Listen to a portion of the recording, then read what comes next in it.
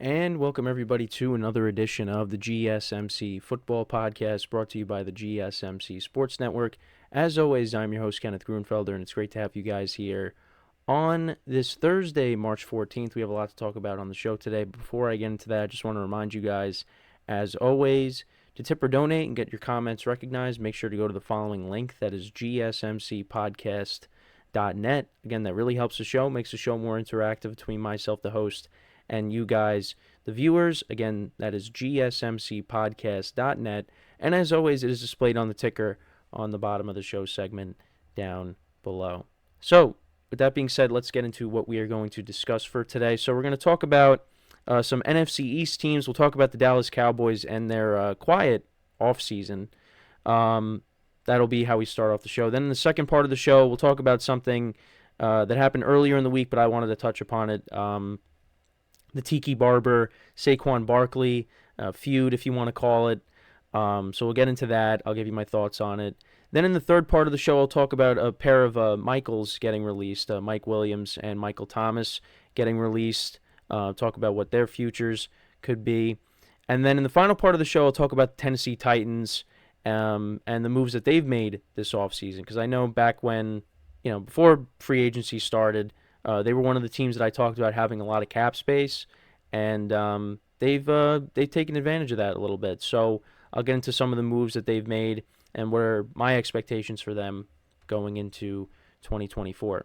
So with that being said, let's get into the first topic, which is talking about the Dallas Cowboys and their quiet offseason. So I know I did another segment on this on a previous show, but Jerry Jones came out and said that the Cowboys are going to be all in. And, I talked about Dak Prescott and them working on a contract extension with him and all of this stuff. And free agency has begun. Well, most of the guys have been signed already. And the Cowboys really didn't do that much. They actually did make a move yesterday. They signed Eric Kendricks to a one-year contract. And I know I said, I think yesterday, that he was going to sign with the 49ers, but I guess, it's supposedly he had like a change of heart, and now he's going to sign with the Cowboys. And there's a connection there because Mike Zimmer is the new defensive coordinator, and of course they were together when they were with the Vikings. So that's one of the signings. They also did re-sign their long snapper, but really they just have not done anything.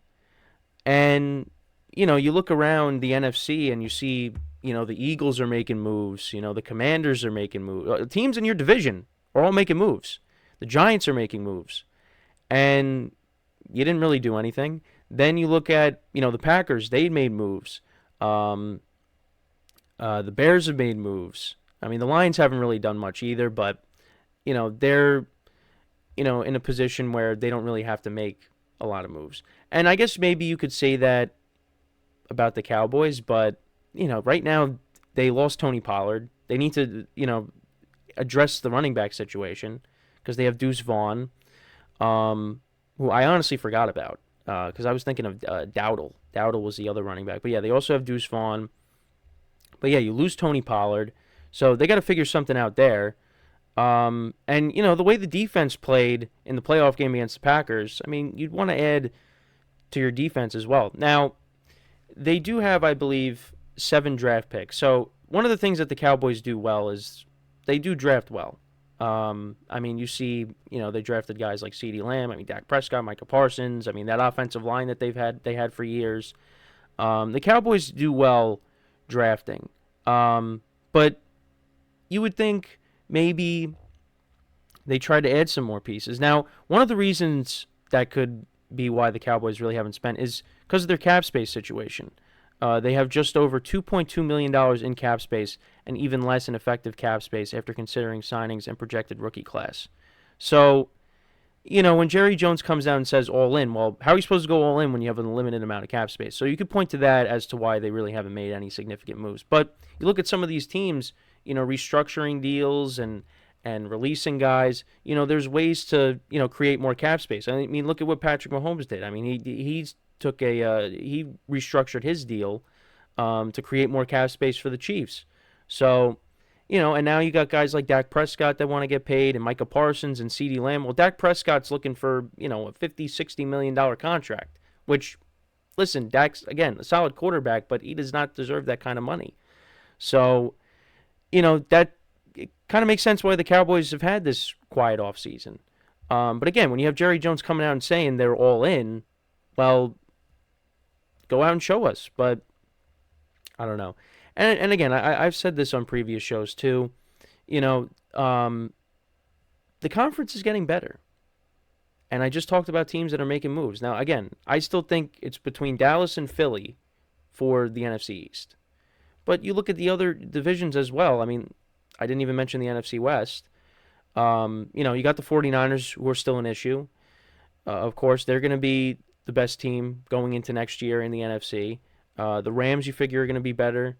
The Cardinals are in rebuild mode. The Seahawks, I mean, they have a good roster, but, the quarterback position is a little bit of a question mark. I know they did bring back Geno Smith, but you got to bring back somebody. I mean, they let Drew Lock go to the Giants, so I'm curious to see what happens there. Like I said, the NFC North, that's going to be a really competitive division. The South is going to be better now that you got Kirk Cousins there. The Buccaneers retained all their guys. Now, again, I still think Dallas is still one of the top teams in the NFC, but teams are getting better, and you're kind of just the same. So, I don't know. It's interesting. But, like I said, there's ways to create cap space, and they haven't done that. But I guess they're hoping that, through the draft, that's really where all their acquisitions are going to come from.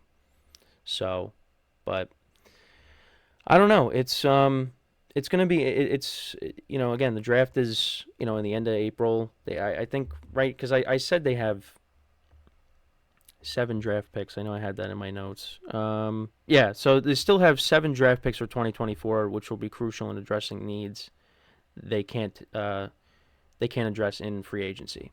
So we'll see what they end up doing. Like I said, I think they should add to their defense because, again, I don't know if it's just effort. I mean, I think it was effort. They just did not show up. But you want to add to that. You want to add to the defense. The running back situation, that's probably something they're going to address in the draft. Maybe another wide receiver. I don't know. Again, we'll see what happens when we get to the draft. But they do have some needs, But of course, they got to figure out the whole situation with Dak Prescott, to pay him, and then you also have again CeeDee Lamb and Micah Parsons that need to get paid too. So and that's going to take up a lot of your cap if you're paying all 3 of those guys, and they deserve to get paid absolutely.